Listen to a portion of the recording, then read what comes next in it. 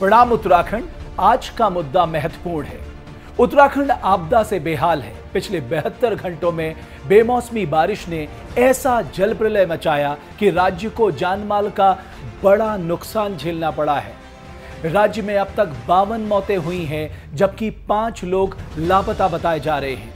कुमाऊं क्षेत्र में मौसम ने सबसे ज्यादा तबाही मचाई है। नैनीताल जिले में 28 लोगों ने अपनी जान गंवाई है। लेकिन आज देवभूमि डायलॉग एक फैक्ट चेक आपदा प्रबंधन को लेकर आया है। आइए आपको बताते हैं कि बार बार देवभूमि को क्यों प्राकृतिक आपदा का शिकार होना पड़ता है। दरअसल भारत का 58.6% क्षेत्रफल भूकंप के लिहाज से संवेदनशील है। 12% जमीन बाढ़ व भूकटाव के लिहाज से संवेदनशील है। 68% क्षेत्र सूखे और भूस्खलन के लिहाज से संवेदनशील है। 5700 किलोमीटर तटीय क्षेत्र चक्रवात और सुनामी के लिहाज से संवेदनशील है। इसमें से भी हिमालयी राज्य की अगर बात करें तो फ्लैश फ्लड, भूस्खलन, भूकंप, हिमस्खलन के लिए यह बेहद संवेदनशील है। बात उत्तराखंड की करें तो उत्तराखंड का बड़ा हिस्सा सिस्मिक जोन 4 और 5 में आता है। पिथौरागढ़, चमोली, रुद्रप्रयाग, बागेश्वर, अल्मोड़ा, चंपावत, टिहरी, उत्तरकाशी के कुछ हिस्से जोन 5 में आते हैं और बाकी का हिस्सा जोन 4 में आता है। 1991 में उत्तरकाशी और 1999 में चमोली के भूकंप को भला कौन भूल सकता है। इन दो प्राकृतिक आपदाओं ने देवभूमि को हिलाकर रख दिया था। 1991 के भूकंप में 768 लोगों की मौत हुई थी, जबकि 1999 में चमोली में आए भूकंप में 106 लोगों ने अपनी जान गंवाई थी। भूकंप के अलावा उत्तराखंड में बादल फटना, अचानक बाढ़, एवलांच, भूस्खलन, आकाशीय बिजली गिरना जैसी घटनाएं आम हो चुकी हैं। उत्तराखंड जैसे हिमालयी राज्य में फ्लैश फ्लड से बड़ा नुकसान होता है।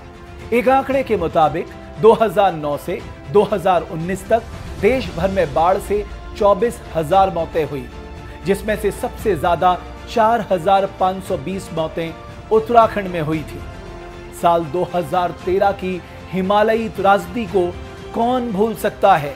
केदारनाथ धाम और आसपास के क्षेत्रों में बादल फटने के बाद अचानक आई बाढ़ ने भीषण तबाही मचाई थी। इस हिमालयन सुनामी में हजारों लोगों की मौत हुई थी। सरकारी आंकड़ों के अनुसार 4,400 से ज्यादा लोग मारे गए या लापता हो गए।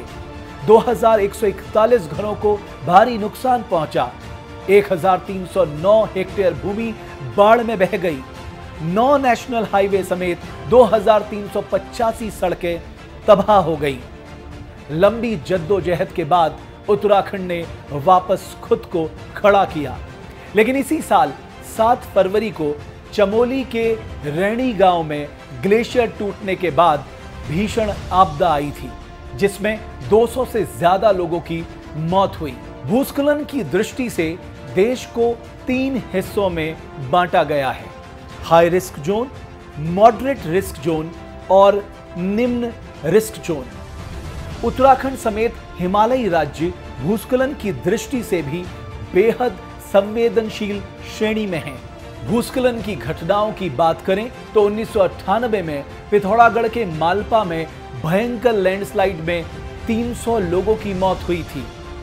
साल 1998 में ही रुद्रप्रयाग के ऊखी मठ में भूस्खलन की घटना में 109 लोग मारे गए थे। इन प्राकृतिक आपदाओं से जनहानि से हजारों करोड़ की आर्थिक हानि भी होती है। प्राकृतिक आपदाओं से होने वाले नुकसान पर अगर नजर डालें तो यह एक अनुमान है कि देश भर में प्राकृतिक आपदाओं से सालाना 9.8 बिलियन डॉलर का नुकसान होता है।